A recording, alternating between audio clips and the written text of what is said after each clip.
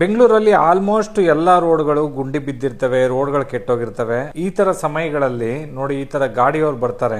ಈ ಪಲ್ಸರ್ ಗಾಡಿ ಬರ್ತಾ ಇದೆ ನೋಡಿ, ಈ ಪಲ್ಸರ್ ಗಾಡಿನ ನೋಡ್ಕೊಳ್ಳಿ. ಈ ತರ ಟರ್ನ್ ಮಾಡಕ್ ಹೋಗಿ ಈ ತರ ಬೀಳ್ತಾರೆ. ಯಾಕಂದ್ರೆ ಬೀಳೋ ತರ ಒಂದು ಆಕ್ಟ್ ಮಾಡ್ತಾರೆ. ಇದೊಂದು ಗ್ಯಾಂಗ್ ಶುರು ಆಗಿದೆ ಇವಾಗ ಇದೊಂದು ಹೊಸ ಗ್ಯಾಂಗ್ ನೋಡಿ.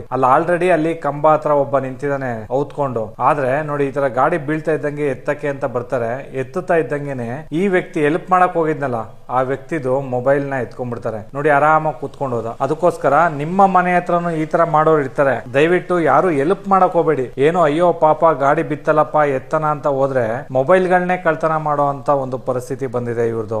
ಮೊಬೈಲ್ ಕಳ್ತನ ಮಾಡ್ತಾರೆ, ದುಡ್ಡು ಎತ್ಕೋತಾರೆ. ಇವ್ರದ್ದು ಇದೇ ಕೆಲಸ ನೋಡಿ. ಇದೊಂದು ಈ ಕಡೆ ಒಂದು ರೋಡಲ್ಲಿ ಮಾಡಿರೋ ಅಂತದ್ದು ನೋಡಿ. ಇದೇ ತರ ಬೀಳಿಸ್ತಾರೆ. ಹಿಂಗ್ ಎತ್ಕೋಬೇಕಾದ್ರೆ ಮೊಬೈಲ್ ಇರಲ್ಲ ನೋಡಿ, ಮೊಬೈಲ್ ಎತ್ಕೊಳ್ಳೋದು, ಮೊಬೈಲ್ ಎತ್ಕೊಂಡು ಕೂತ್ಕೊಂಡು ಹೋಗೋದು. ಈ ತರ ಪರಿಸ್ಥಿತಿ ಇದೆ. ದಯವಿಟ್ಟು ಆದಷ್ಟು ಶೇರ್ ಮಾಡಿ. ಯಾರೇ ನಿಮ್ಮ ಮನೆ ಹತ್ರ ಬಂದು ಈ ತರ ಬೈಕ್ ಗಳಲ್ಲಿ ಬೀಳ್ತಿದ್ದಾರೆ ಅಂತ ಅಂದ್ರೆ ದಯವಿಟ್ಟು ಅವ್ರಿಗೆ ಏನು ಸಹಾಯ ಮಾಡಕ್ ಹೋಗಬೇಡಿ. ಕಳ್ಳರು ಕದೀಮ್ರು ಎಲ್ಲ ಜಾಸ್ತಿ ಆಗ್ಬಿಟ್ಟವ್ರೆ. ಮನೆ ಡೋರ್ ತೆಗೆದ್ರೆ ಒಳಗ್ ನುಗ್ಗಿ ಕೊಲೆ ಮಾಡ್ಕೊಂಡು ಏನ್ ಬೇಕೋ ಅದು ಎತ್ಕೊಂಡು ಹೋಗುವಂತ ಪರಿಸ್ಥಿತಿ ಬಂದಿದೆ. ಇತ್ತೀಚಿನ ದಿನಗಳಲ್ಲಿ ಎಲ್ಲ ಡಿಜಿಟಲ್ ಆಗಿರೋದ್ರಿಂದ ನಿಮ್ಮ bank account, phone pay, Google pay ಎಲ್ಲ ಪ್ರತಿ ಒಂದು ಮೊಬೈಲ್ ಅಲ್ಲಿ ಇರುತ್ತೆ. ಮೊಬೈಲ್ ಏನಾದ್ರು ಹೋಯ್ತು ಅಂತಂದ್ರೆ ಮನುಷ್ಯ ಏನು ತಲೆ ಓಡಲ್ಲ ಅವನಿಗೆ. ಯಾಕೆ ಅಂತಂದ್ರೆ ಒಬ್ರನ್ನ ಮನೆಯವ್ರನ್ನ ಕಾಂಟ್ಯಾಕ್ಟ್ ಮಾಡ್ಬೇಕು ಅಂತಂದ್ರು ಮೊಬೈಲ್ ಬೇಕು. ಯಾಕೆ ಅಂತಂದ್ರೆ ಯಾರು ಮೊದ್ಲಿನ ತರ ನೆನ್ಪಿಟ್ಕೊಂಡಿಲ್ಲ ನಂಬರ್ಗಳನ್ನ, ಎಲ್ಲ ಮೊಬೈಲ್ ಅಲ್ಲಿ ಇರುತ್ತೆ. ಹಾಗಾಗಿ ಮೊಬೈಲ್ ಗಳನ್ನ ಮತ್ತೆ ದುಡ್ಡುಗಳನ್ನ ಯಾವುದೇ ಕಾರಣಕ್ಕೂ ಮೇಲ್ಗಡೆ ಜೋಬಲ್ಲಿ ಇಡಬೇಡಿ.